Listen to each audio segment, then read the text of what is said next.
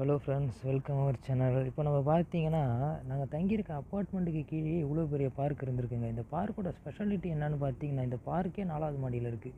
3 மாடி car parking, இது பார்த்தீங்கன்னா கார்டன் வச்சுருக்காங்க. ஓகேங்களா, இது எப்படி பண்ணியிருக்காங்கன்னு தெரியல. பெரிய பெரிய மரமே வச்சுருக்காங்க. அது கீழே பார்த்தீங்கன்னா தெரியும் எவ்வளோ ஹைட் இருக்குன்னு.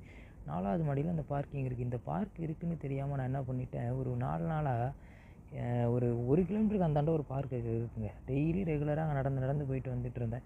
எதார்த்தமாக இன்றைக்கி மாடியிலேருந்து எட்டி பார்த்ததும் கீழே எதுவும் இருக்கா மாதிரி இருக்கேன்னு தெரிஞ்சு பார்த்தா 4த் parking, park, gym, swimming pool எல்லாமே இங்கே வச்சுருக்காங்கங்க.